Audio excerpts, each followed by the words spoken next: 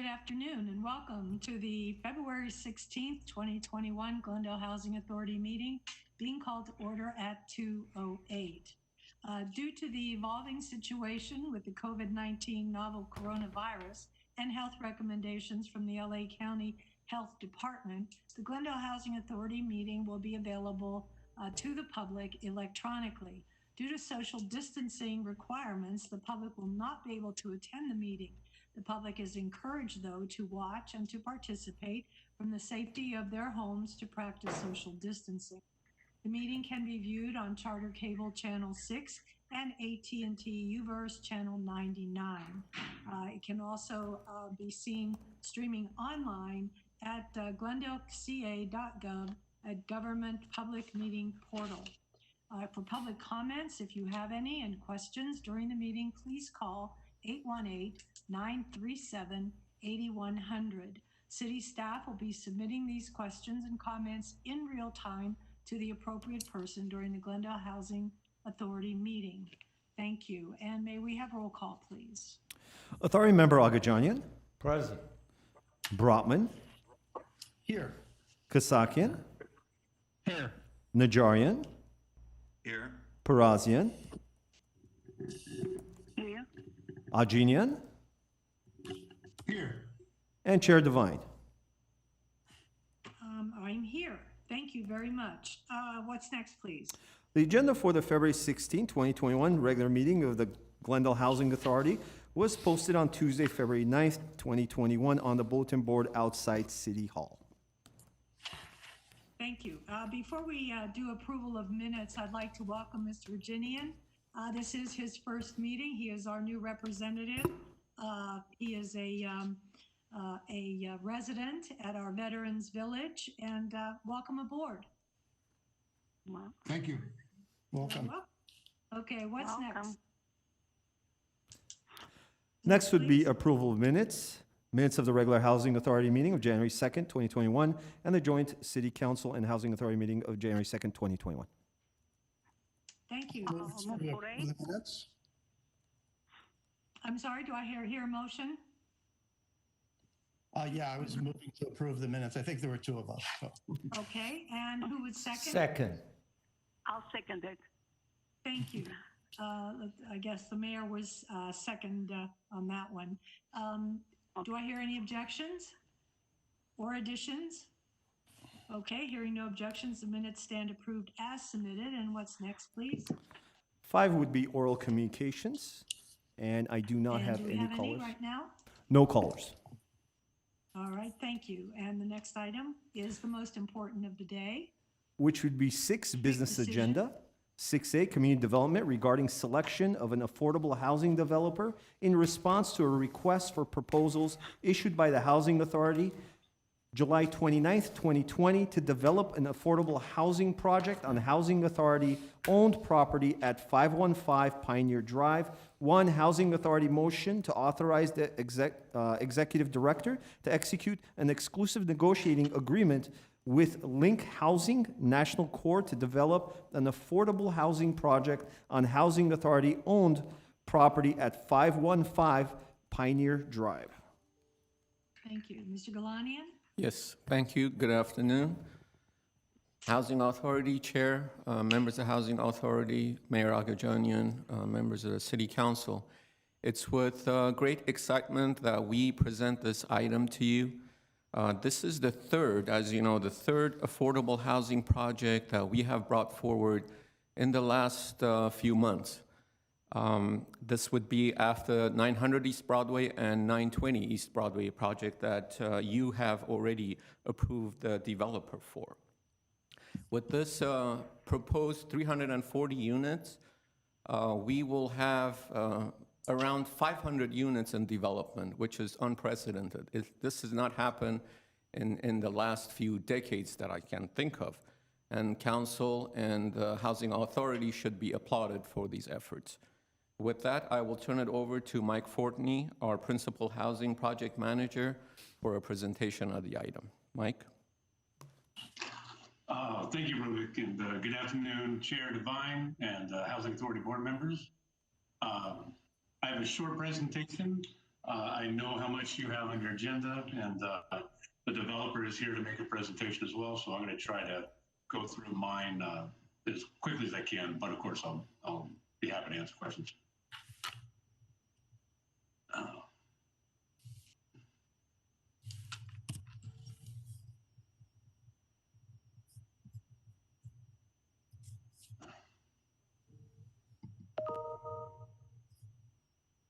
And can everybody see the screen? Yep. Yes. Oh, I can. okay. Thanks. Okay, great. Okay, so we're here on 515 Pioneer Drive. This just shows you an aerial that shows our site, bordered by red. We're just south of the 134 freeway and just north of Pioneer Drive and immediately west of Pacific. It's a large site, 2.8 acres.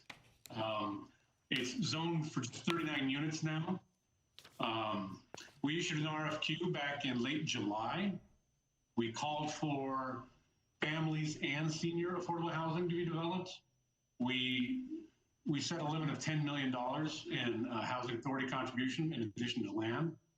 And we targeted 270 to 280 units, but we welcomed larger, more dense projects if we could fit that on responsibly. It was the same setup with the RFP review team, planning, urban design, concierge, and housing staff. Similar evaluation criteria that we have used on 900 and 920's RFQs. Those are listed there. We got 11 submittals, and just to give you an idea of the range of project size, we had the smallest project at 175 units and the largest project at 340 units. There was also a great variety in the financing strategies of those 11. And here I've listed all the different funding sources that were proposed.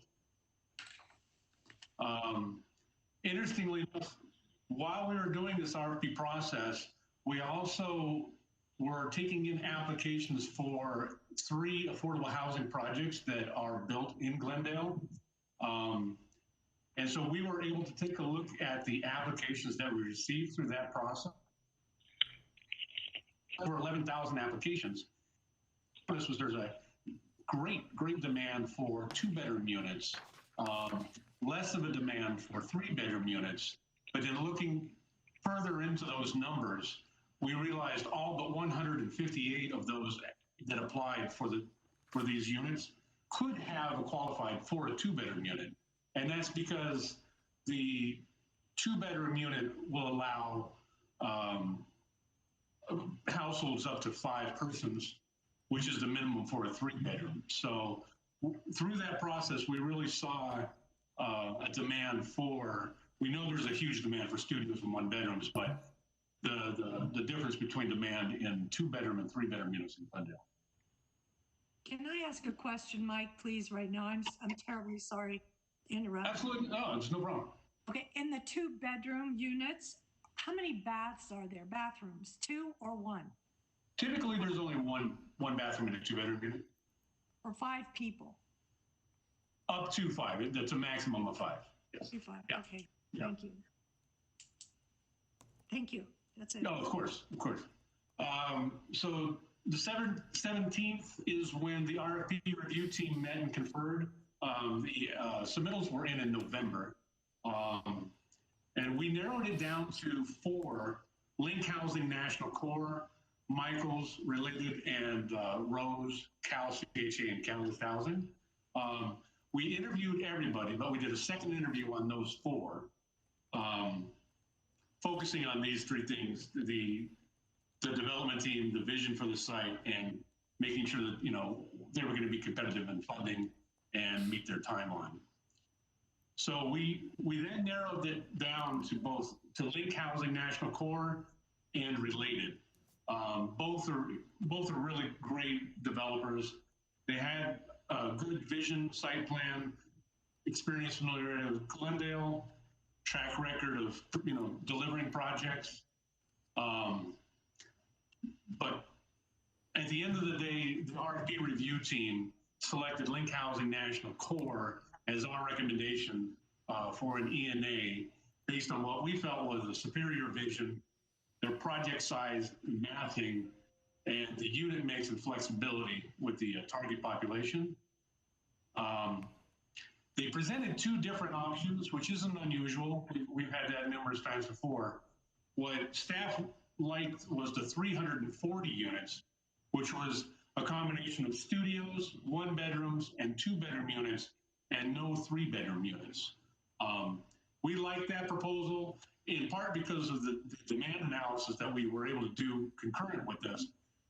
But also that 340 unit proposal was far and away the largest in terms of unit count of all the proposals.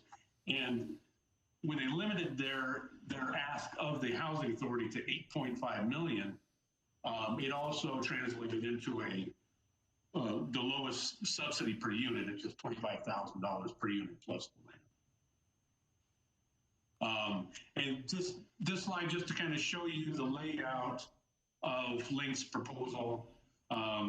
They're setting aside 91 units, or designating 91 units as senior units, and 249 as small family units. But a number of those small family units could also be senior units. There's that flexibility there if the housing authority so desired. They're going to make a presentation, and they're going to talk a little bit more about their ideas on North Kenilworth Avenue, that cul-de-sac, and potentially creating a paseo, as well as the improvements they would like to make on that pedestrian tunnel that connects to Fremont Park. That connection was definitely called out in the RFP as something we would like to see improved. And then here's an aerial. I don't want to steal Link National Core's thunder. They're going to present their project, but this gives you a real nice bird's eye view of what the project will look like. And in terms of the RFP teams, what we really liked about their proposal was the way they were able to step this down. I mean, in terms of units, we've got a massive amount of units.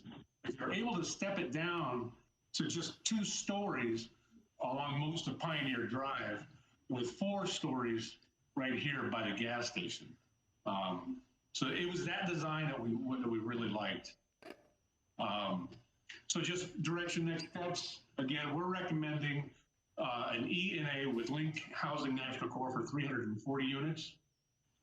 Then we would, if that ENA is approved, we would then bring in May or June a letter of loan commitment, which will identify and detail a little bit more about our commitment to Link Core. And then later in the year, we would bring you an affordable housing agreement, and that will detail everything. And then they are going to apply for tax credits in September of this year, if they can get the entitlements and everything secured ahead of that. And if that's the case, we can break ground next year and deliver the project in 2024. I have additional slides if there's questions that come up. I can answer some questions now if you'd like, or I can turn it over to Link National Core to make their presentation to you, and then we can answer the questions after, however you'd like to do it, Chair Devine. If I could see my colleagues, please. Oh, my apologies to you. Or Mike, or whoever is. Let me end the show. Okay. I'm having trouble figuring out how to stop sharing. Oh, here we go. Stop sharing. Okay, thank you. Do any of my colleagues have questions Yes, at this point? I have question. Mayor Agajanian? Okay. On this booklet, let me show so this way everybody knows what I'm talking about. On this booklet, on page, this is page, 104. 104 on this booklet, anyway.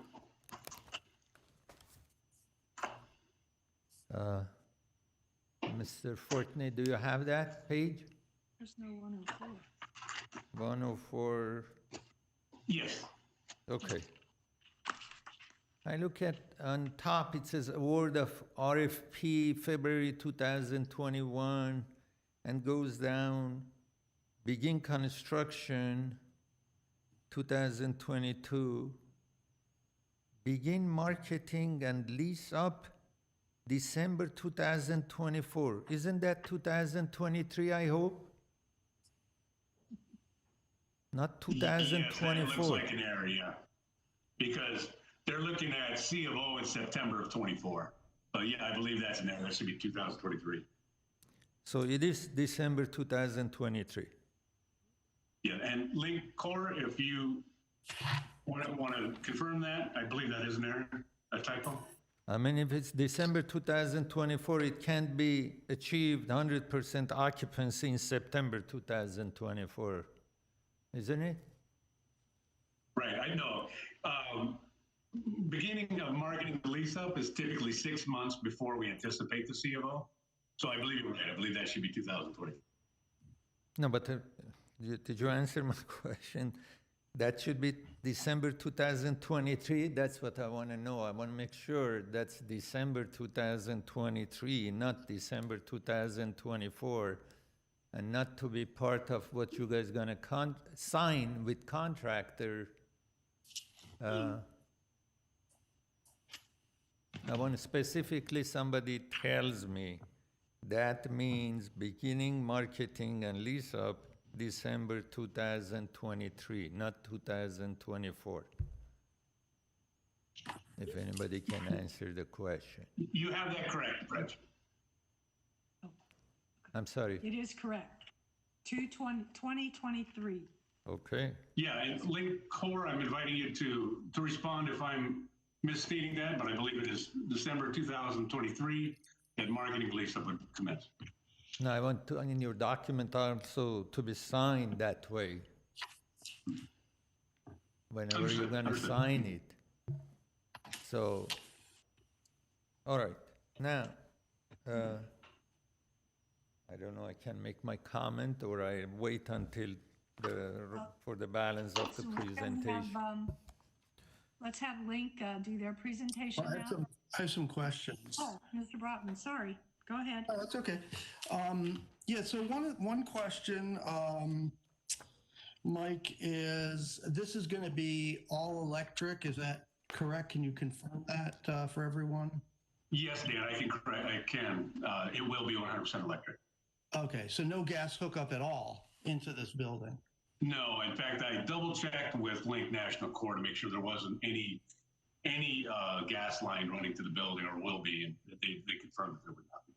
Okay, that'll be great. And that, I don't know if that'll be a first, but I think that that's cutting edge because I know that they've been majority electric, but not 100%. So maybe they can address whether there are other ones that have been done this way, but that's great news. How about solar on the roof? Are we planning on making this a building that meets its own energy needs? My understanding is going to be wired to have photovoltaic installed. Link Core, can you confirm whether or not you intend to install the photovoltaic as part of the project or have it wired for photovoltaic?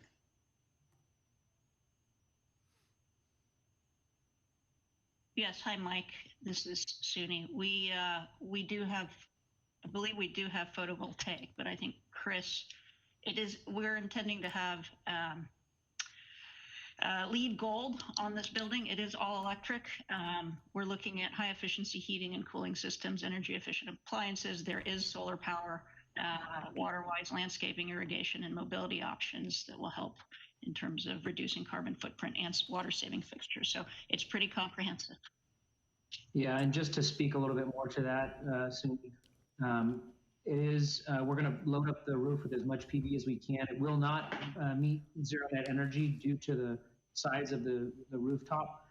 It's not required by code, And the reason why they don't require it over 3 stories is because the roof area is not large enough on a building that's that dense.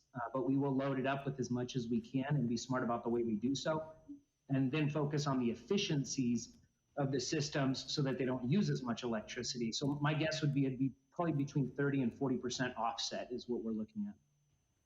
30 and 40%. Oh, huh. That's really all you can get from that rooftop space. Is that because there's not going to be any deck or anything, any roof deck? Is there? That's correct. It's just the overall size of the area itself. And as we get deeper into the project, we can refine that as far as the percentage. But typically speaking, the building code requires it under 3 stories to be zero net energy, which is possible. When you get to 4 and 5 stories, it becomes nearly impossible unless you start using photovoltaics hung off the side of the building or other means. But we do have an in-house team that specifically does this. And so we will be studying it and putting as much as we can possibly put on the roof. Okay. A couple other things. We talked about this during the briefings, but this issue of the freeway and the balconies facing the freeway, and I see that there's this buffer and you indicate there are trees there. Now, are those are not existing trees, are they? There are existing trees between the 2 buildings, but there'll be additional trees that can be planted between them. Okay, because that would be something, we talked about this. It is a concern, noise and particulates, especially for those units that are closer to the freeway. See how the freeway angles there. So some of the units are a lot closer and others have more distance, but we certainly don't want, we don't want an issue there where we're putting people into a situation where either they can live in something that's affordable, or and the exchange for that is that they have to be breathing noxious fumes. So I think I'd be very sensitive to that and look to see what we can do with perhaps, maximizing the number of trees to try to lessen that effect. And also, I think in one of the letters we got, they mentioned MERV 11 filtration systems. Are there things we can do with filtration systems, especially for those units that are near the freeway? Yeah, I can speak to that. ASHRAE 62.2, which is a requirement of the Cal Green Code, would require us to do balanced ventilation and MERV 13 filters for this project, not MERV 11 filters. So the interior air quality will be quite good, and we have experience doing this on a number of other projects, including one that backed up to the 91 freeway, where it was very, very contaminated air. And so this is something, obviously on the balcony, it's a little bit different, but the interior air quality will be, better than most of our homes for sure. I see. Okay. Well, will some of those balconies be, will the noise level make them, unusable or not obviously unusable, but kind of unpleasant?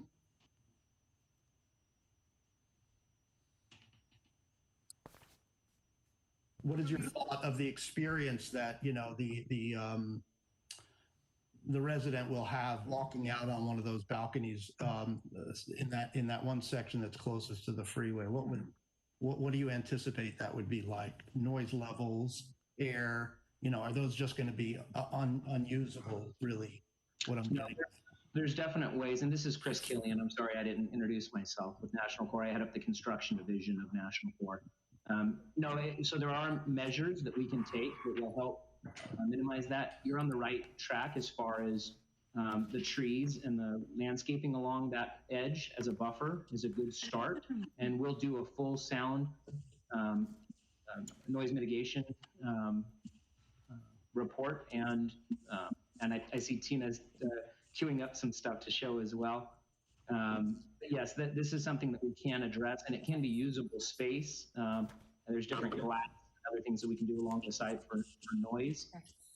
But I'll go ahead and let Tina chime in. Hi, yes. Oh, sorry. I'm sorry to interrupt you, but since, Mr. Brotman, since a lot of your questions are being answered by Link and asked of Link, let's let them maybe do their presentation They may cover some of your questions in their presentation, and then we'll all be able to ask afterwards. Okay, if I could just put out what my last subject is, and then maybe they can make sure to address that. And that's on this idea of a public paseo along the Kenilworth Culdesac, which one of the other teams talked about. And I'd like to hear what thoughts you have, because I don't think that's in the proposal, but I think that would be that's a great idea if we could do something there. That's it. Okay, thank you. Chair I think that's Devine. something we all are Chair Devine. interested in. Thank you. Yes. I'd Yes. also like to let you know I have a caller on the line waiting.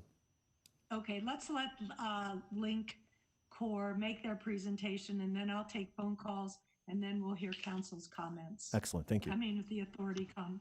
Okay, thank you.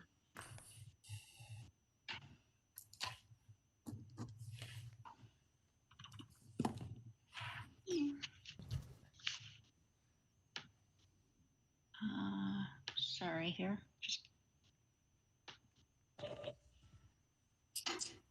Ms. Chi, you're still on mute. Hi. Oh, I'm sorry. Okay. Thank you. Can I jump in here? Is that my cue? Yes. Whoever is giving the report. Thank you. Let me just pull up our presentation here.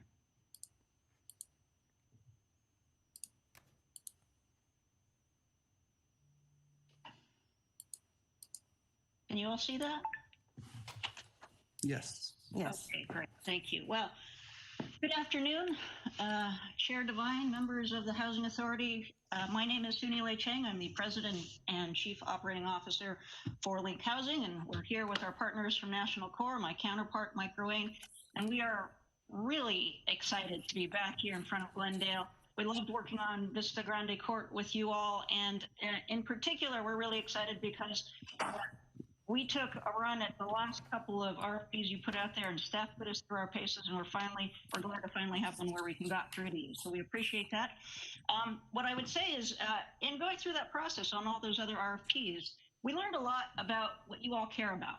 And with each additional proposal that we put forward, we tried to incorporate more. And we hope that the reason we're standing or virtually sitting in front of you here today is because we have managed to incorporate all of your feedback. So you've heard a little bit about the project. We did try very hard to incorporate the maximum number of units, the judicious use of your resources and limiting the number of dollars, making sure that we had good integrated green space that connects within the community and also beyond, and also making sure that the project is something that you'd be proud to have in your city and that works well with the neighborhood. So let me jump right in. Let's see, there might be a little bit of a lag here. Sorry, it's not advancing. Okay. Let me start with who we are. And we have actually 5 other team members who are going to present. I've mentioned Mike Ruane, my counterpart, Helen Philippe, who is with KFA Architecture, our architects, Tina Chi with Chi Solette, our landscape architect, Leslie Edwards, Vice President, National Core, and Michael De La Torre, Vice President at Link. So here's an example of some of the projects that we have built. As you can see, they're beautiful. Vista Grande Court is here. Some of these are relevant actually in terms of the experience we've gotten to the project we're proposing here at 515 Pioneer. The Seasons at Compton project is literally abuts the 710 freeway. We did a really good job there. We've had no complaints at all about noise, and we can talk a little bit more about that. Mosaic Gardens at Westlake is an intergenerational building, which we are proposing here. You can see, let's see here, a little bit of a delay as I'm trying to advance slides.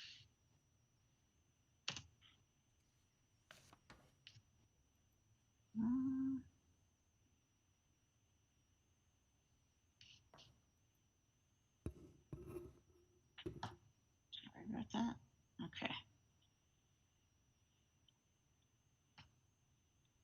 Sorry here. Okay, National Core also is our partner in this development, similar to what we did with them on Vista Grande Court. Again, you can see beautiful award-winning projects. That was the visual of what we've done. Here's the experience. Just a little reminder, I know many of you have seen this before, but we are both nonprofit developers with a depth and breadth of experience throughout California and Southern California and across the country. 17,500 units developed, 5,000 of those in LA County. And as you know, it's very hard to get these projects funded. So we're particularly proud of the fact that we've gotten over $441 million of funding in the last 6 years for affordable housing projects, very similar to the ones that we're proposing here today. We have worked with KFA Architecture before. I think you know them. This Fairview Heights project is a great one that Core, Link, and KFA worked on together. It's just it's in construction right now. You can see beautiful designs here, and of course, we understand from our previous experiences how important good landscape design is to you all, and so we made sure to bring on Chi Solette, and they're here to present as well. The benefits of working with this team go beyond just the experience and the pretty buildings. It really comes with the kind of service and connection that you're going to get from having a vertically integrated firm or partnership.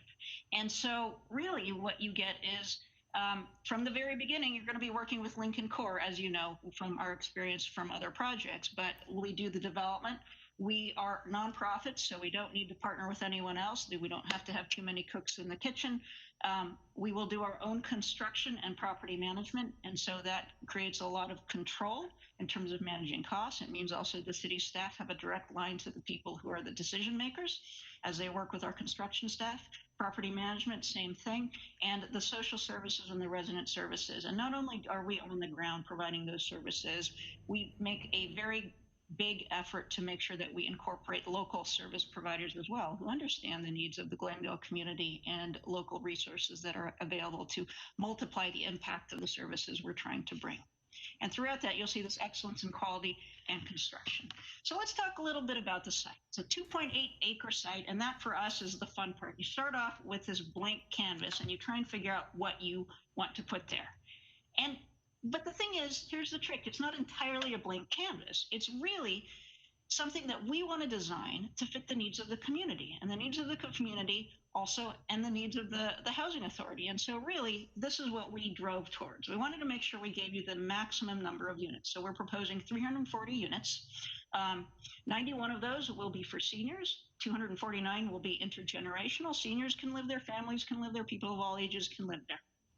We wanted it to complement the neighborhood. We wanted to fit in, give you the greatest number of units, but also fit in terms of massing and how it faces out into the community. We wanted to connect to the community, make it sustainable, and make sure that it lasts. And of course, make sure that it serves the populations that you identified, which are families and seniors, and to bring those life-enhancing services to them. Here's a little overview of things you're going to hear a little bit more about in detail, connecting to those spaces, making sure that we provide the right amenities for people living in the community. Because of the large perimeter and access to open spaces, we also want to make sure that we're getting eyes on the street and eyes on the paseos and eyes on the courtyard. So we want to design to that. Sustainability is very important. You'll hear about that. And the one I think is one of the biggest selling factors is we can do this in one phase. All at once, you can have all 340 units built in a single phase. It means fewer competitive funding rounds. It means less negotiation. It means cheaper costs for you and lower transaction costs. So with that, I'm going to hand it over to Karen to talk a little bit about the design. Thank you, Suni. Now we want to walk you through our site analysis and conceptual approach. Our analysis was based first and foremost in efficiency to produce as much housing as possible to take full advantage of this valuable city resource. We studied how to best respond to the site and what would be a good fit for the neighborhood. Circulation around and through the site was also important, whether it's for a senior walking to the park or for a child going to school at Columbus Elementary. We see this connectivity as vital to creating community. You're all familiar with the site. The most informative, if obvious, characteristic about it is the contrast of adjacencies. At the north and east, we have the freeway and its embankment. High traffic flows continue as the site turns the corner to Pacific Avenue with the on and off ramps. Opposite this is the pleasant, quiet, smaller scale residential neighborhood along Pioneer Drive. The Street experience next pulls you down the vestige of Kenilworth Ave to Fremont Park, one of the city's great public resources. This next slide shows our conceptual approach. I'm just waiting for it. It shows our conceptual approach and the arrangement of the community on the site. We wanted to mitigate the negative impacts of the freeway by separating the community as much as we could from it without creating a wall. We saw the opportunity of the mature oak trees and landscaping on the embankment as a great starting point. A wide walking path along the north edge, which doubles as a fire lane, creates a large but soft separation between residential units and the freeway. Layers of pedestrian circulation around and through the site are clearly separated from the vehicles as all project traffic enters at the closest point to Pacific into the subterranean parking lot. Moving west after the driveway, a traffic calming crosswalk will benefit families with direct and safe connections southwards towards the school and downtown. Since our original proposal, we have explored the potential to convert the cul-de-sac to open space and have labeled the area as Kenilworth Paseo for this presentation. If desirable to the city, we would be happy to work with the needed entities to make this amenity a reality. The site plan on the next slide is a result of all these considerations. We have provided layered semi-public and semi-private circulation throughout the site. We are proposing nodes at the multiple entry points along Pioneer and Kenilworth to enhance the project edge and feeling of openness to the street. And finally, we've broken up the massing into separate buildings with differing scales, provide ample light and air, and to blend the project cleanly into the neighborhood to the south. On the next slide, we look at the architectural expression and site experience. In this image, a village created over time emerges. We explored a warm contemporary architecture with a focus on diverse materials and human scale. While this shows a distinct vision, we see this massing working well with a range of styles. The project team has experience working with a breadth of styles, whether Spanish, craftsman, or contemporary, and we were happy to work towards the vision the city of Glendale feels will be best suited for this site. Each building has its own distinct language within the constraints of a palette of shared materials, balancing individual identity for the residents and cohesiveness to the community. A senior building is located on the west, while all other buildings will be multi-generational with substantial on-site amenities shared across the site with a strong focus on outdoor living, which we will look at in detail on this next slide. Our proposal provides much needed and desirable density through its composition, and through its composition, creates many opportunities for outdoor living in the in-between spaces. The exploration started in the site plan is further developed with step-backs and step-ups in harmony with the scale of the surrounding community. Low-rise two-story apartments along Pioneer transition as you move north to programmed 3- and 4-story decks, and ultimately to 5-story portions edged by the walking path buffer that runs the length of the site. The images surrounding the project on this slide illustrate the diversity of on-site amenities where residents can interact, relax, and gather. Community centers engage with on-grade outdoor courtyards and community gardens.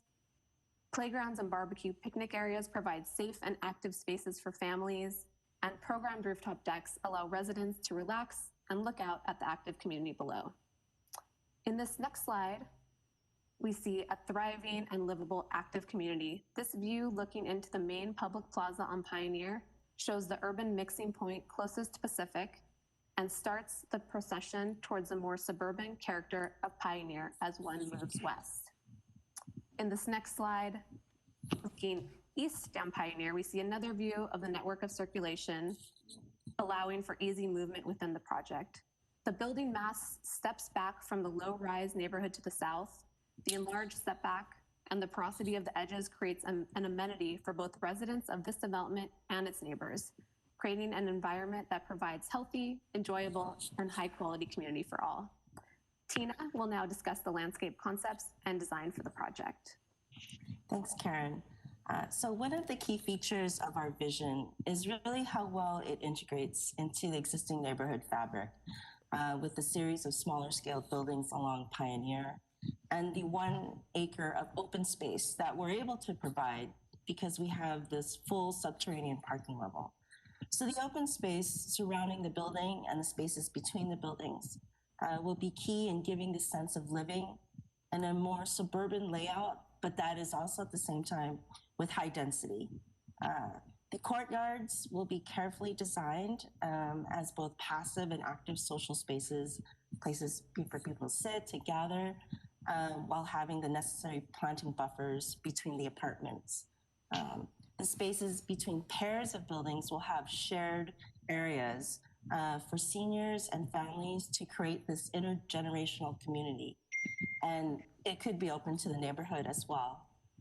The front along Pioneer really provides for an expanded sidewalk experience with planters, seat walls, creating an inclusive public realm experience. And then the space along the freeway really thought to really create this flexible area for residents that could have activities such as exercise or a dog run, for example, while providing enough buffer space along the freeway. There's also a series of roof decks on each building for the residents to come together and connect to the surrounding mountain range and enjoy the Glendale skyline and sunset. Sustainability will also be important for us. We'll capture and reuse all the water that falls on our site for irrigation. And there'll be trees planted throughout to really create this green canopy, providing shade and really reducing heat island effect. Next slide, please. So the plant palette will be primarily native and climate adaptive plants that are drought tolerant, so that we're really using very little water, and which has already been captured, as well as requiring less maintenance because we're going to work with the natural plant size and form. And here you see a few examples of the plants we may use, which show a variety of green texture with some color accents. Next slide, please. So in using this native vegetation, this would be great along that freeway edge to really create that planting buffer that we do need along the freeway, and this would help filter particulate. There's existing oak trees, we know, and so this goes along with that native palette. And I think, you know, the native planting tends to be quite large, so this would be quite suitable to do the filtering that we need and create that buffer while still, as the units go above, you could still maintain that view. And then this space, and you can see in this view in the back, visually connects to the Kenilworth Paseo Pocket Park to really create this green community for living. So next slide, please. So all in all, we feel that our vision has the right balance for the need for more housing, but with a sense of openness through the building massing arrangement and the variety of exterior spaces that blends well in the surrounding neighborhood of single and multifamily housing and reinforces these connections with Fremont Park, with the Culdesac transformed into a Paseo and Pocket Park to help create a sustainable, vibrant, and intergenerational community. Now Leslie will take us through details of the project numbers. Thank you, Tina. So Lincoln National Corps participated in the Vista Grande Court lease-up with about 8,000 applicants for 66 units. So we've experienced firsthand the need in the city of Glendale for affordable housing. So we worked with KFA to create a site plan that has the flexibility to evolve with the needs and the goals of the city. This includes a concept that we call swappable units, which allows us to be flexible with the number of units within the same site plan and building footprints.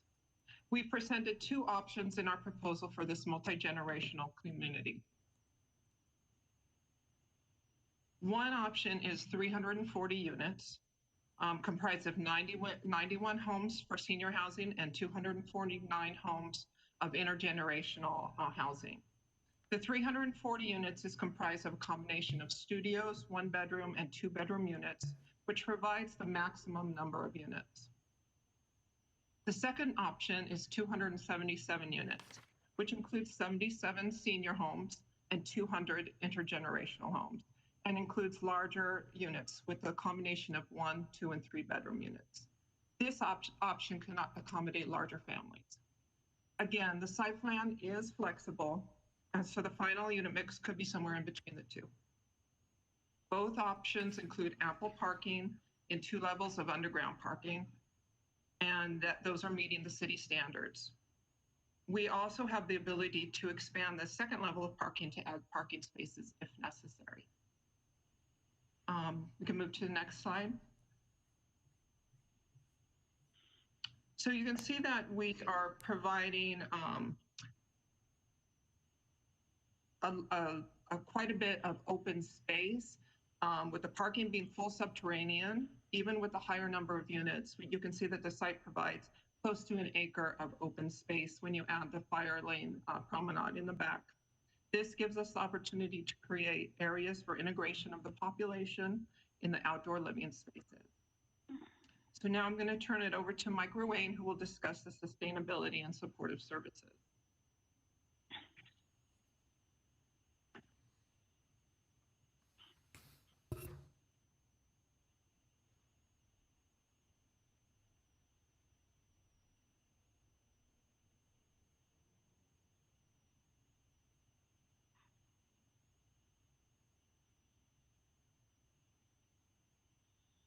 I think somebody might be muted. Thank you. Mike Ruane, Executive Vice President, National Corps. Wanted to, again, commend the city for the stringent process you went us through. And as expected, meeting your high standards meant a strong commitment to sustainability and services. The slide before you today shows the fact that the team has been responsible for 38 communities that have met LEED certification. You've also heard before, but it's probably worth mentioning, this is going to be an all-electric project in a very strong commitment to sustainable design.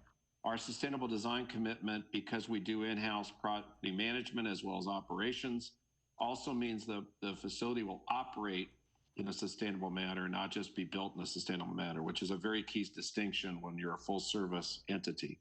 Next.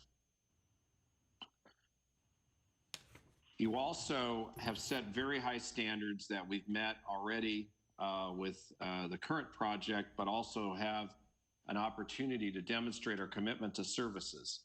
As you may be aware, Lincoln Corps do not outsource services, the responsibility for services to our residents. We either, we manage the properties directly, we coordinate the services, or provide the services directly. And that has led to high quality commitment. You can see the commitment we have for the senior component of this property. We'll extend the current arrangements we have with service providers, particularly in healthcare and social services. Secondly, we have a very strong track record together to serve family projects. And you'll see that digital learning, digital literacy, and the gap of having children and teens have access to high quality computers has never been more important. We have the traditional after school programs as well as child development programs.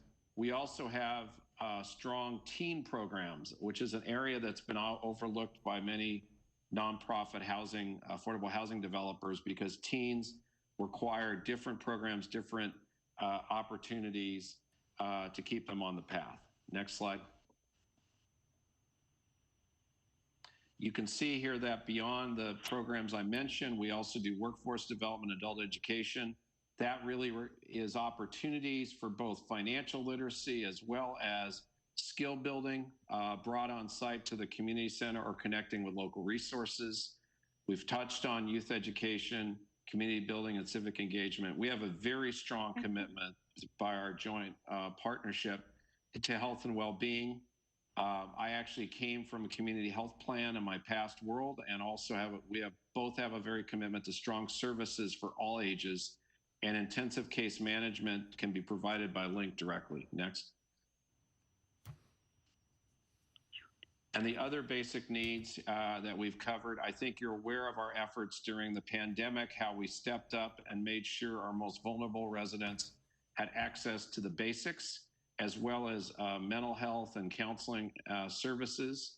We remain committed both for the family and the senior part of the process to the physical and mental health. And we know mental health is an issue that needs more resources and more attention, as well as the social connectedness. Loneliness for our seniors and isolation is really the cause of a lot of challenges.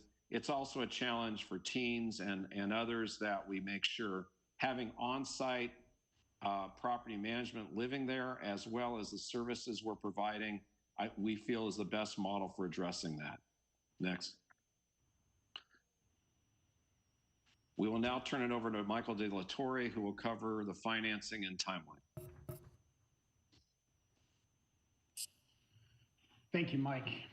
Our financing plan, whether for 340 or 277 units, is straightforward. We are leveraging the city contribution along with land to secure tax credits and bonds. No other competitive financing is required beyond these sources.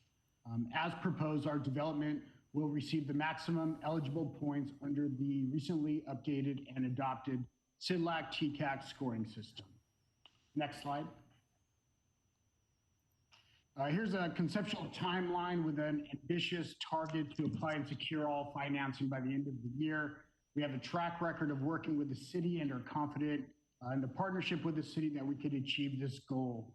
Now, I did hear a little confusion earlier regarding our timeline.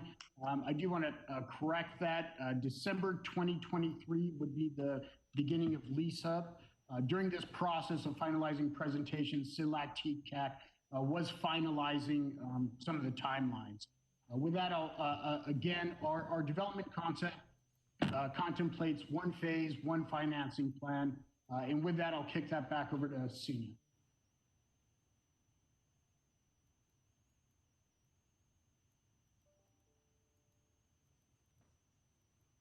Hi, so Suni, okay, so I am going to speak about the Culdesac, something we wanted to touch up upon following our initial RFP submission.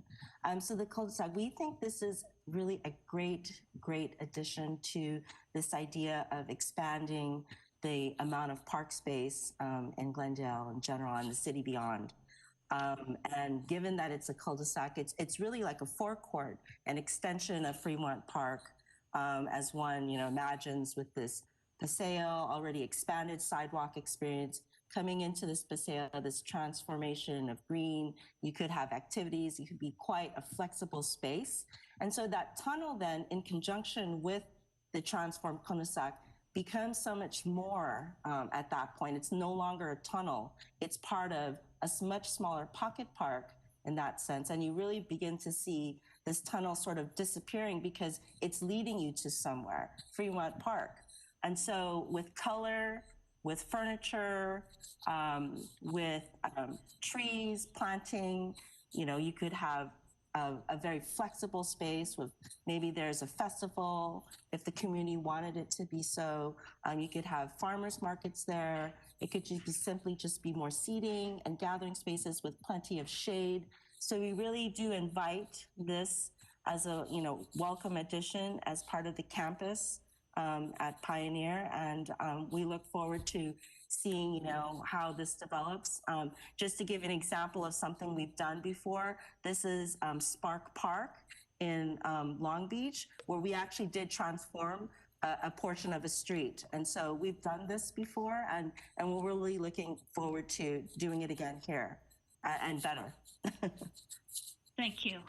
So I'm going to take it back up for a minute here, and we wanted to address that question directly because we know it was asked earlier and posed to us. So you've heard from our team here. Thank you for taking the time. We really appreciate that. We're really excited about the presentation and the proposal that we put before you.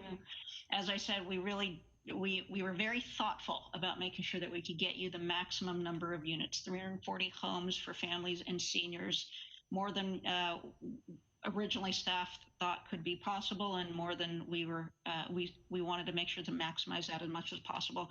Getting into the paseos, the courtyards, that stepped down massing onto the Pioneer to make sure that it brings it down to a human scale, making sure that we looked at that courtyard paseo, the cul-de-sac paseo. We made sure that also we wanted to make sure that we had built this to be as environmentally sustainable as possible. You know that this is a team that can get it done, and that really at the end of the day, what matters the most is making sure that you get the maximum number of units at an efficient cost with a team that's going to be able to get that done. And we can certainly do that with our soup to nuts integration, property management, development, construction, and services. So we're happy to answer any additional questions you may have. Let me stop sharing so we can get back to the group here. I want to say thank you.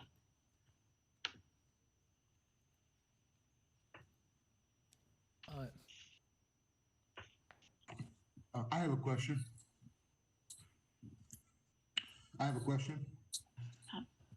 Chair Devine, you're muted, I think. We have one caller, and before council, or I'm sorry, the authority asks their questions, let's hear what the caller has to say, and then we'll move on. Okay, Aram, the caller, please. Chair Devine, the volume of callers are now 5. I have 5 callers at this point. Okay. I'll start with number 1. Okay, let's give them about 2 minutes. You got it. Thank you. Rose Olson, you're live. Rose Olson, go ahead. Hi, thank you to the City Council and to staff and to the Housing Authority. My name is Rose Olson. I am Senior Vice President with Related California. And as you may know, we were the second proposer for 515 Pioneer Drive. And given that this will be a large and transformative project for the city, we thought it was important that we highlight the benefits of our proposal. And I hope you had a chance to review the letter that we provided last week, which touches on several of these key items. Related has been developing affordable housing for over 30 years, and we have worked with many cities in LA County, including Los Angeles, Santa Monica, Carson, Pomona, and Santa Clarita. And we have developed a substantial number of larger projects, including right now the Grand Avenue development in downtown Los Angeles, which includes Grand Park, which was designed in partnership with Rios. Rios is also the landscape architect we included on our team. I hope many of you have had the opportunity to go to Grand Park. It's a wonderful space. Our proposal, and our original proposal from the very beginning, included the transformation of the entire cul-de-sac along Kenilworth into a true public paseo. And our proposal also included the funding to build and maintain this park. We feel that this type of public space will be of tremendous benefit to the neighbors in the community and would include space for public art as well. We structured our proposal to be financially competitive for both 4% and 9% credit. And we know that sustainability is of utmost importance to the city, so we are targeting and committing to LEED Platinum so that the city can continue to be a leader in this area. So in closing, we wanted to encourage the council and authority to allow us the opportunity to present our proposal for consideration. And we would include our full pro forma analysis as well as part of our presentation. So thank you for your time, and I look forward to further conversation. Thank you very much. Thank you. Next caller. Berj Radinian. Berj, can you hear me? Berj Radinian? Berj, can you hear me? Yes, I hear you. Go ahead, you're live. Oh, yes. I am in Vista Court. I live in 1416, this building. I am very glad and very happy.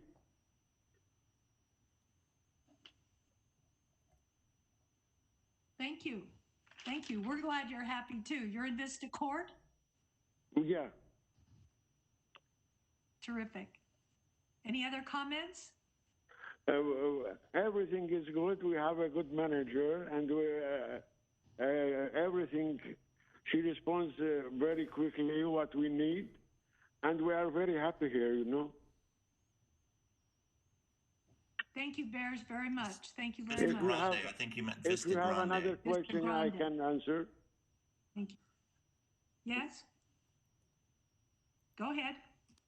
If you have another question, I can answer. No, that's okay. We're good. Thank you for calling. Thank you too much. Okay, our next caller, please. Jack Darakjian. Mr. Bond. Jack, you're live. Go ahead. Hello? Yes, Jack, you're live. Go ahead. Hi, thanks. Hello, Mr. Mayor, City Council members, Housing Authority Chair, and Authority members. My name is Jack Darakjian. Many of you know me already. I just wanted to say a few words in support of Link and Core and this beautiful and yet another great accomplishment of providing affordable housing in the city of Glendale. I'm the Executive Director of Modern Support Services, and we provide social services to developmentally and intellectually disabled individuals. We have a great collaborative relationship with Link, Core, and Hope through Housing. We have provided great opportunities. They have provided great opportunities for inclusivity and integration, and we have together done many different things, such as signing up the residents for COVID vaccine signups and grocery distribution.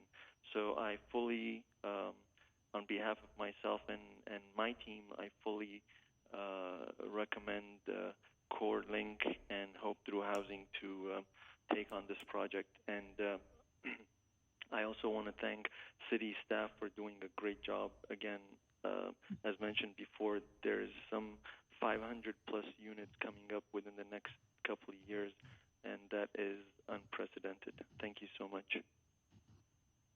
Thank you, Jack. Thank you for those comments. Next caller, please. Siranush Bolbojian. Siranush, Yes, you're live. Go ahead. go ahead. Mr. Grandi, the court, Siranush Bolbolian. Okay. Oh, yes, just go ahead.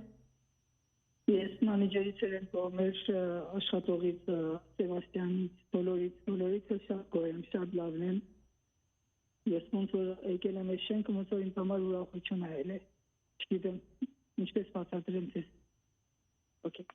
Good afternoon. This is Sebastian Chesney Vandar, at Vista Grande Court. I'll be translating for our resident, Siranush Bolbolian.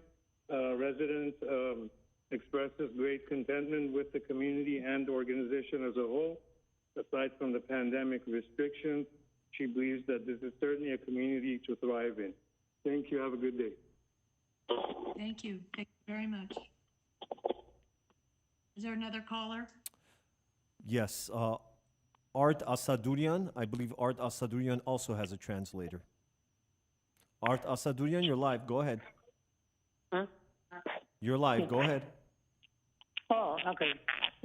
Thank you so much. So my name is Art Asadorian, dear, and I am from Unit 229, and I am here sitting, sitting for this session. My expression about our complex, very satisfied. I thank you to our National Core company, and especially here, Mr. Grande Court, which they manage this complex here. It's wonderful, very peaceful place, clean and safe and secure. And I would like to thanks many times to company which built this complex and building more complex for, let's say, for sake of family, to make them happy to their life. And what else? I am especially thankful to our lady, Elena Harper, wonderful manager, very experienced lady. We wish her to stay here, and she does the best, taking care of all the need of the tenants, as well as Mr. Sebastian. And Mrs. Branda also, one of the associates, she does many activity to to, let's say, make family enjoy it, to have a joyful, happy, and what else to say? I don't have there's too many things to say, but by very short, we are very proud by doing those many beautiful, suitable projects for family of Glendale. Again, thank you many times, sir. Bye-bye.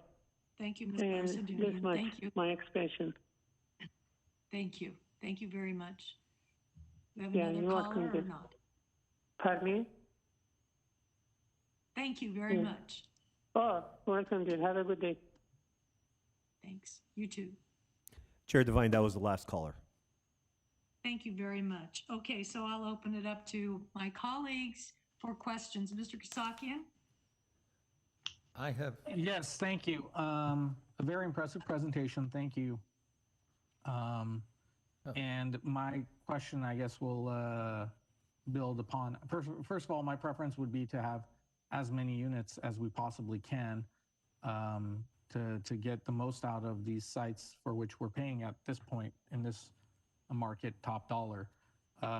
So one of my questions and requests would be to incorporate, as one of our callers mentioned, housing for developmentally disabled individuals. I don't know if that would be 5% or if we have any particular requirements, but to even add a dozen units into this project that would be able to serve one of the most underserved segments of our community, I think would be truly remarkable, especially when, you know, this project seems to bring seniors and families, individuals all together.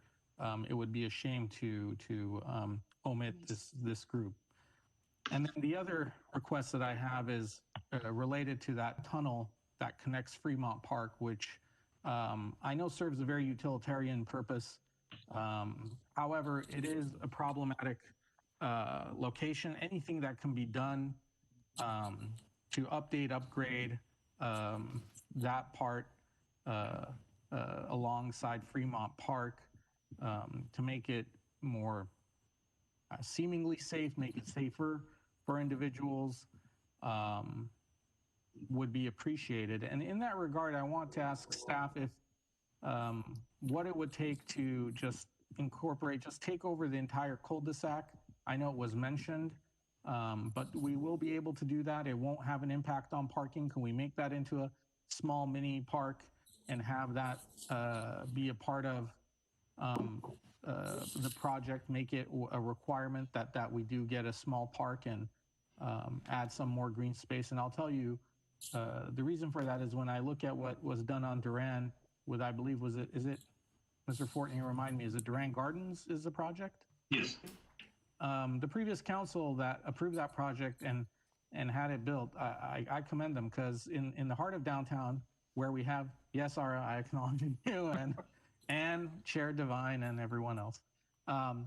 You know, as a parent of a young child, where we're looking always for parks to play in one of the most park-poor areas, it is truly an oasis. And I know it will be a long time coming before we can have a very large space, green space somewhere, you know, in the future.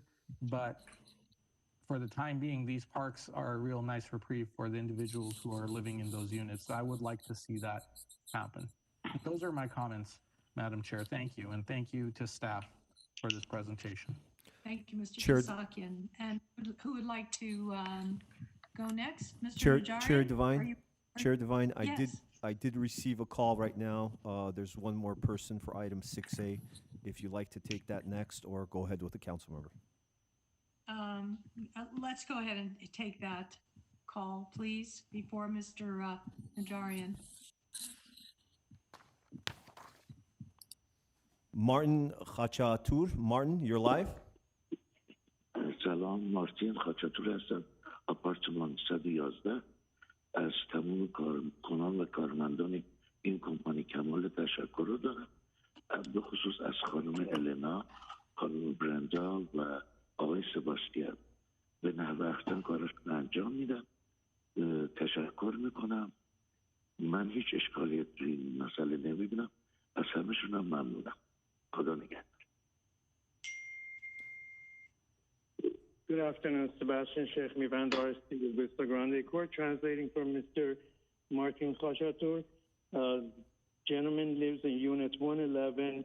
He's very content with the community, as well as our manager, Elena Harper, Brenda Tafoya, and myself, Sebastian. And he says everything is in an orderly manner and everything gets done around here in a timely manner as well. He is very pleased. Thank you very much. Have a good day. Thank you. Thank you. Okay, Mr. Najarian. I'm gonna let Mr. Arginian go ahead. He's been raising his hand a few times, and we don't want to freeze him out as the rookie. Sorry about that, Councilmember Najarian. Yeah. And what a way to start. Huh? Yeah, my concern is that actually Councilman already kind of touched base on it, was about the tunnel. Is there any kind of a collaboration with Link and National Corps with the Caltrans? Because the tunnel is a Caltrans proper, and there's going to be tremendous more increased traffic. So what are these safety concerns and health concerns as far as remodeling the tunnel, or what are its applications? If I can answer that, Chair Devine, Mr. Arginian, and we're talking both to Public Works as well as Parks. Parks, as you may know, has that Fremont Park improvement project, celebrating 100 years of Fremont Park. So we have been meeting with the park staff to try to understand that project and coordination between us and Parks. With respect to that cul-de-sac, we understand that there is a private property owner on the other side of that cul-de-sac. Shutting that cul-de-sac down would cause issue with that property owner. So that's something that we are absolutely exploring. If we were to convert that cul-de-sac into a paseo or mini park. So that's something else. And then on the tunnel itself, we've had one meeting so far with Public Works. You're right, Caltrans owns the pedestrian tunnel. The city is under contract to maintain that tunnel. So there's going to be some coordination with Caltrans. I'm sure some approvals from them that are going to be necessary in order for us to beautify and make that tunnel safer. But all those meetings, all those discussions have already begun, and we'll bring you updates as we move on. Okay, thank you. Is that it, Mr. Arginian? Yes? Okay, Mr. Councilmember Najarian. Thank you. Well, I got some good news and bad news. The good news is I love the project. I love the 340 rooms. I love the track record of Link, and I love the openness, the design, the fact that it's all electric, but it's something that Mr. Brotman raised, and I did a little bit of research while I was here. It is extremely dangerous to live within 500 feet of a freeway. I was just reading an LA Times article where you can't even build a school within 500 feet of a freeway due to the nitrous dioxides, the carbon monoxides, the ultrafine particulate matter, the diesel chemicals that affect the young population and the senior population the most. So I think, I mean, as is, unless we take special precautions, and I don't mean extra trees, of course trees help, but I don't think that's enough. This is what, 20, 30, 40 feet from the freeway? Yeah, if I may, Mr. Najarian, the building itself will be between 140 and 160 feet from the traveled portion of the freeway. That really causes me some concern.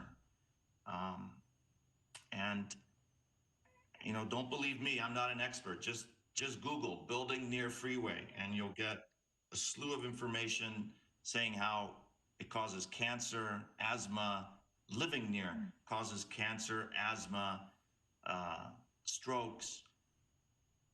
So, I mean, it's our land, right? This is why we bought it. I think we're going to have to take it a step further and ask the developer to give us a plan, a proposal that's going to protect those residents, because I don't want to fill that up with people and have them get sick just because we could build, you know, it was available land and we bought it and we wanted to build on it. So I don't know if anyone else shares those concerns, but I think it's something we need to do. Everything else is fine.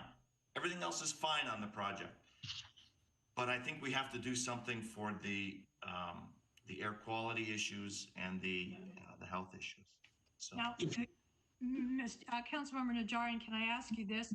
Is this a scientific fact and study, or is this a state or a state law? No, they show the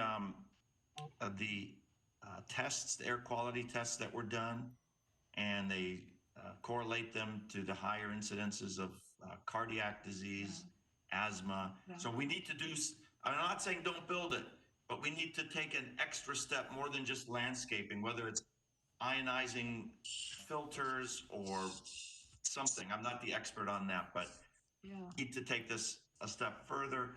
And I think we have a little bit of budget to play around with. Okay. Councilwoman, the proper word, but a little bit of budget that we can appropriate. So let's think about that, because, you know, we have to think about the health too, not just nice living quarters. Can we ask Suni Chang, do you have any comments to make about this? Yes, absolutely. Thank you. And I'm happy to stay with this one, but there were a series of questions that I've written down. At your pleasure, I'm happy to answer those as well, but we can start with this one. We understand that it's a challenge to build next to freeways, but we have done that before, and we stay abreast of the technology to do that. And also, I respect the request to talk to experts. This is one of the advantages of talking to a vertically integrated group. We do have our construction expert on the line here, Chris Killian, who I'm going to hand this over to in a moment. But between filtration systems, triple paned windows, making sure that we do the proper amount of screening and landscaping, it is a reality of living in Southern California, unfortunately, that we have high traffic, we are near freeways, and that there is a housing shortage, and there's a lack of affordable land. So we do try to maximize as much as possible. In the most dire instance, we can certainly screen it completely and eliminate all windows along that edge. That is what we have done at one of our projects. So there are ways to build around it. But before we do that, we want to make sure that we really evaluate the technology, the plantings, the buffers, the step backs that we can put in place in order to make that happen. Because we don't think that affordable housing, we think we should build as much affordable housing as possible. And we also want to make sure that it is beautiful and livable and full of natural light. So we want to be careful before we start cutting away at what is possible. We want to use technology to our advantage. So Chris, you want to jump in here? Sure. Thank you, Suni.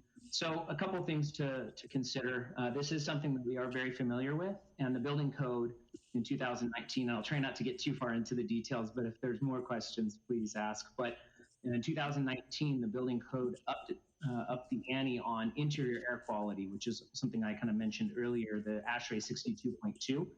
In addition to just regular filtration that is required, we're also proposing balanced ventilation. So there'll be a 13 filter. And in addition to that, there's actually a filter for the inside of the unit itself. But truly none of this makes any difference if the building envelope that you build is not a very tight envelope. And so this is something that we've gone out of our way to specifically learn because a good building envelope actually is an efficient building envelope as well. And so we do something called a blower door test. So we actually put the unit on a negative vacuum pressure to see how much air loss, and this is not just air loss to the outside, but this is even to the building itself. So the 2x4s, each one of the outlets is actually caulked to the drywall itself, so you don't even get off-gassing from the building materials within the walls themselves. And we're quite good at this. We have an internal team that does it, and then we have third-party verifications that exist that double check our work on top of that. So this is something that's near and dear to our heart. And to your point, council member, this is something that the building code in California is now recognized as something that's serious. Interior air quality is something that was not looked at in the past in the same way. We do have professionals that do all of the testing, and then we follow reporting, and then we go above and beyond because it's actually part of the overall sustainability for the community itself and the systems. And this is something that we monitor, and as part of the maintenance program, these filters are replaced on a regular basis as well to make sure that the systems are working efficiently. Thank you. Thank you very much. Any other comments, Yes. Councilmember Najarian? No? Okay. Madam Chair. Mayor? Madam Chair. Yes, Bill. I was just going to say, we have a vehicle to study this in the environmental review. And so we'll take all the ideas that Link has, and we'll study that through the environmental to ensure that it meets a standard that the council is comfortable with before we move forward. And that will all be part of pre-final agreement, the housing agreement. So we'll look at that, noted, and we'll take all of those ideas and study them. Okay, thank you, thank you. Okay, Mayor Agajanian? Yes. I mean, since this came up, I mean, there is a building on Pioneer, condominiums, 2 giant buildings, just by the freeway. My relative was residing in the side, which is not toward Pioneer, but the freeway.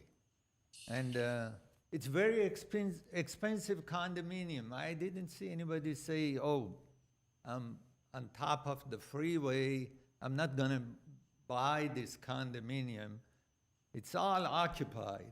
And it's very hard to get any condo in that building, which is exactly on top of the freeway. Then there is this on corner, I forgot, on Newham, commercial building, right by corner of Central and 134 freeway, that giant commercial building, I mean the office building, or I don't remember somebody say that I can't rent in this building because it's dangerous. I appreciate that we are concerned and we want to look into it, that's great, but this should not stop us from doing something which is absolutely necessary. We have, during 43 years, I said it before, I want to repeat now, during 43 years, we have 1,298 apartments we provided, the city provided since 1978, I guess, or that time, until now. During this 43, 44 years, we have provided 1,298. When you divide by 43 years, it comes 30 unit. 30 unit affordable housing per year, average, 30 units. Last time when we had the same, what Links provided, Link, I guess, or Links, what's the name, Link Housing provided, there was 66 units, and the list was 6,800 and 70 some. We gave 66 units to those who were waiting for an affordable housing, and the still list is 6,800, over 6,800. Even we didn't create a dent on it, a small dent. The list is still with 6,800 people waiting. So this is great. We can provide over or approximately 500 units, although will take until 2024. This is 3 years later. I mean, when you divide that by 3, it's 170 units per year. If we do not provide anything else, of course. Hopefully, we will buy similar property and we're gonna have more affordable housing for our people, which they're waiting forever to get some sort of help. We have also on Section 8 list, there are over 2,200 people, they're still waiting since 2001. I mean, how long these people have to wait? Some of them died, passed away. The list became shorter as a result of we were unable to help and they passed away. However, this is a great project. I hope they will do it as fast as possible to finish it hopefully in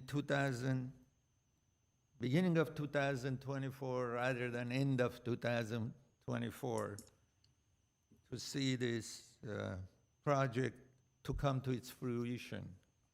I have a question, of course. I see here that the company, name of the company, KFA. KFA will be the architect or architecture. They handle the building. And they have AIA. This is just observation. It doesn't, I don't want to stop anything. Just an observation. And what they provided, it says that one of the lady who spoke, Karen Felipe, I guess, I hope I said the name right, AIA. So it means licensed architect.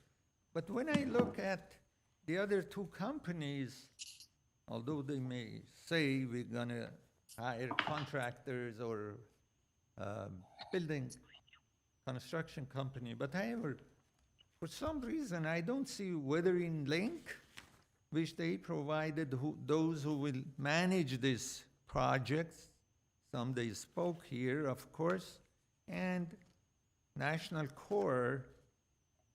I realized, like, I guess Mr. Christopher Killian spoke also, but I don't see among all these people that they said they will manage this project, I don't see any licensed engineer.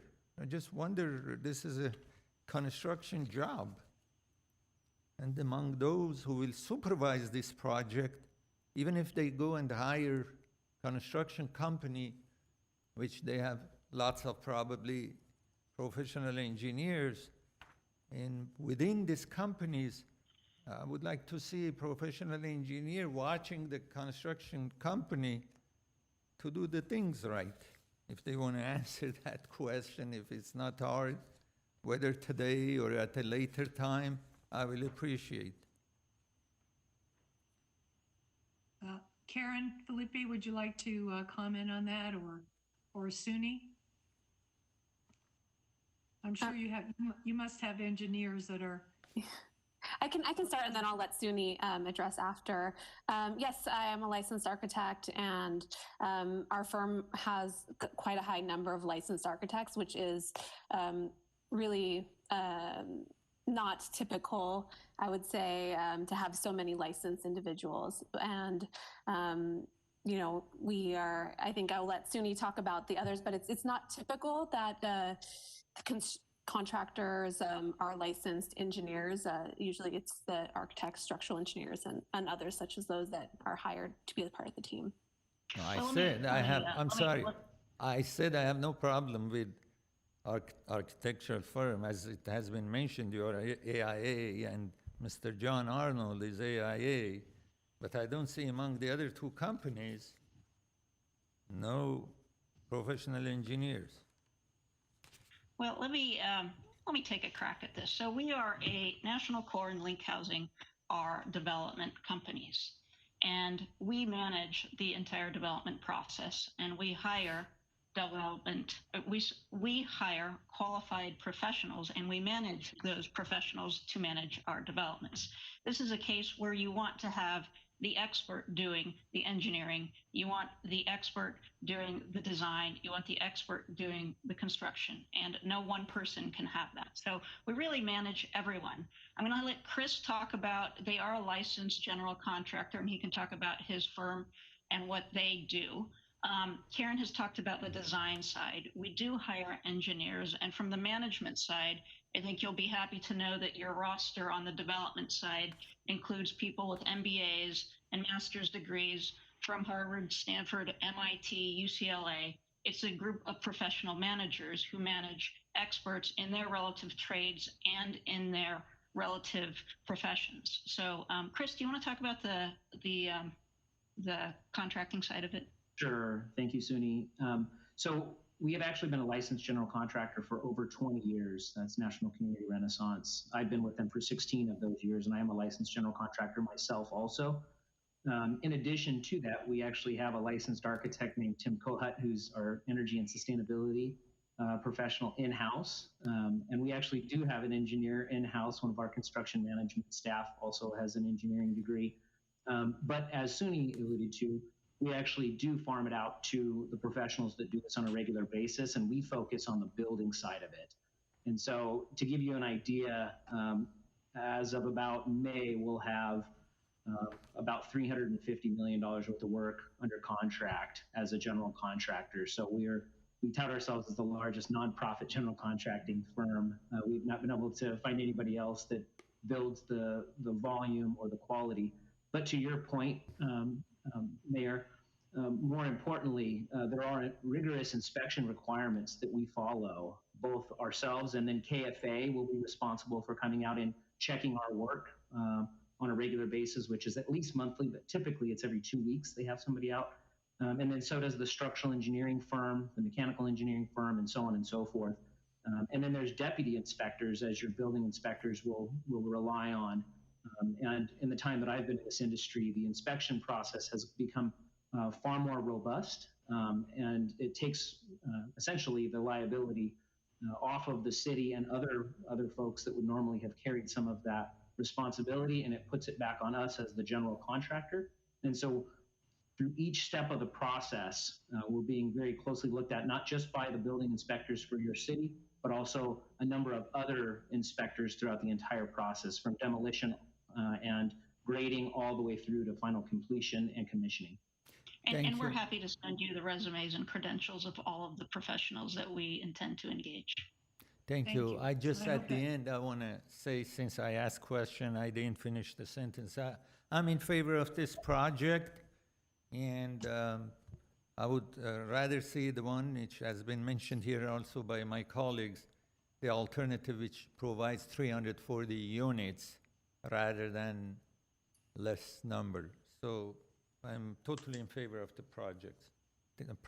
Thank you. Thank you, Mayor. Ms. Parazian. Yes. So let me, first of all, just welcome back the Link Corp, just back to Glendale community. So I was feeling so proud that hearing the people's testimonials from the Link prior project, and it makes us happy.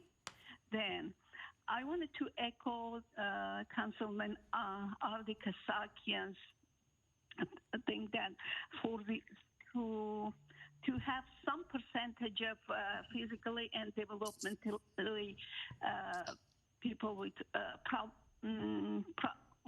problems physically and just developmentally people. Then I wanted to know how many managers will be in this great project, 304 units. Should I answer? Yes, go ahead. Yes, I have a manager. Thank you. For the different. I don't want to jump in without permission. Yes, the question did come up earlier. We're happy to accommodate the additional set aside for the developmentally disabled units. We think it's an important part of serving the most vulnerable, and we have a great partner there already with Modern Support Services. So happy to do that, and we've had, I think, a good experience so far with our residents at Vista Grande Corp. On the property management side, Mike, do you want to take that one for the number of managers? Yes. What we would generally do, we'd have, as you know, we have a minimum of one community manager on site. In a project this large, we would also be supplementing that staffing with leasing consultant, which is someone to handle the lease up, as well as resident service technicians, and others that are staffing there. So we have, our submittal has a full complement of staff there.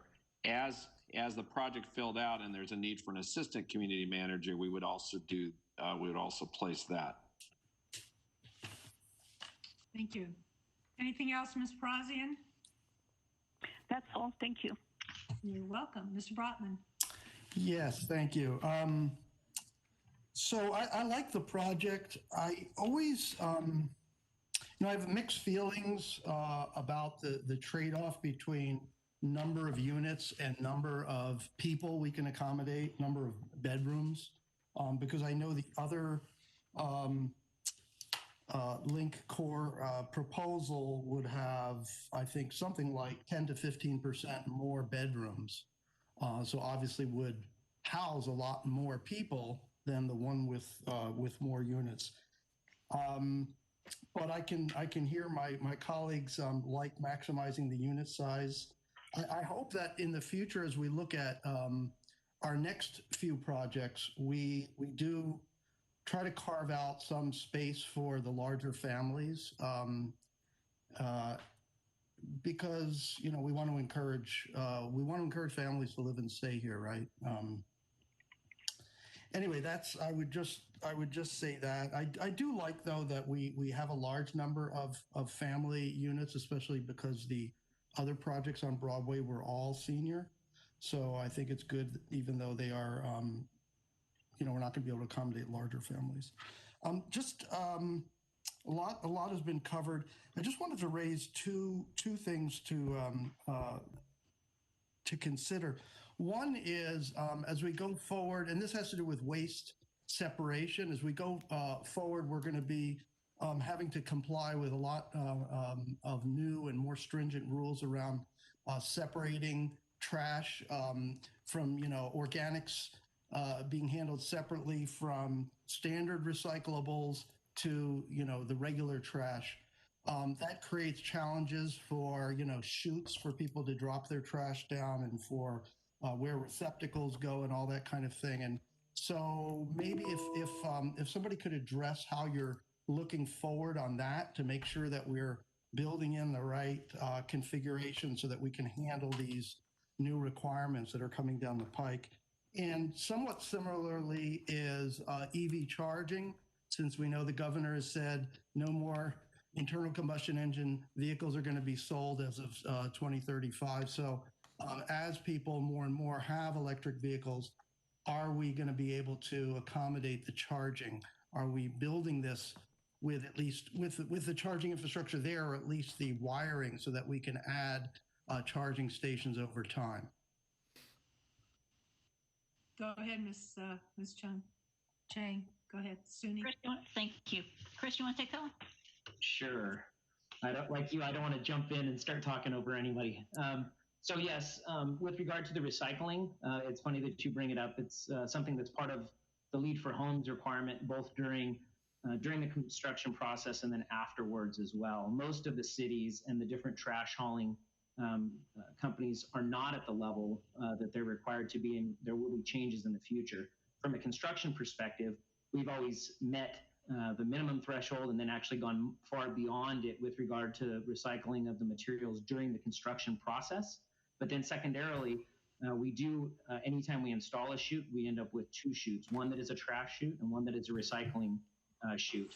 That is something that we will likely need to change in the future, as you're alluding to.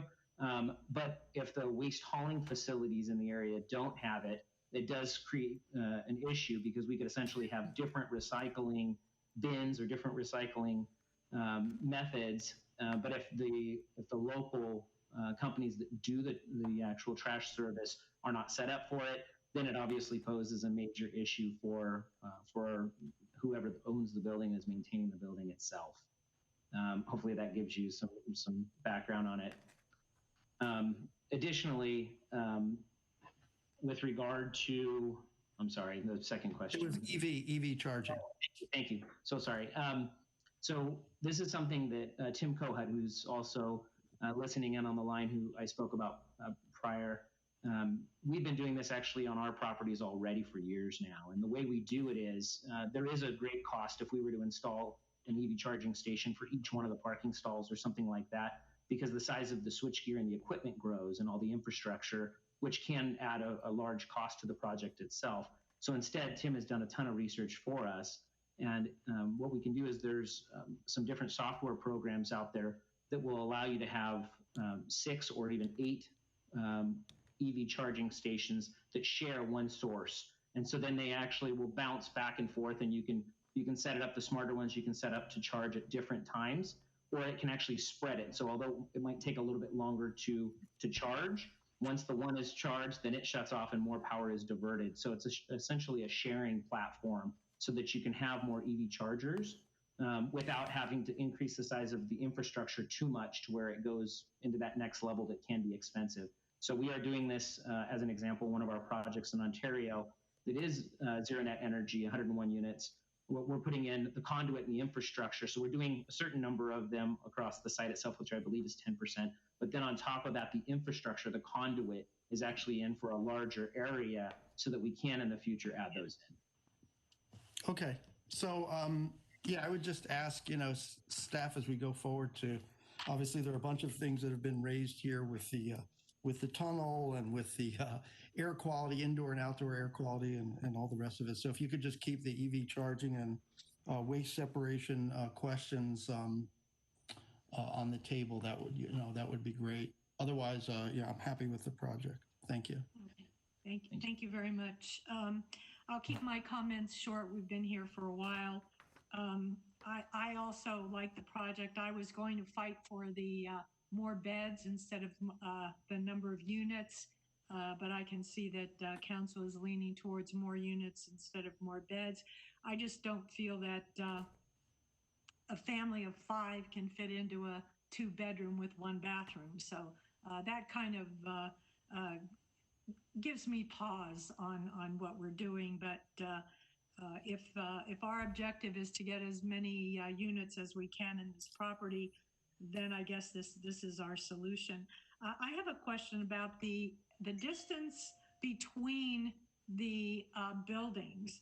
And I'm looking at page 42 in your manual, and it's a picture of Vista Grande Court and the distance between the 2 buildings. Is that about the distance we're going to have here so that light can come in and there'll be actually room to move around?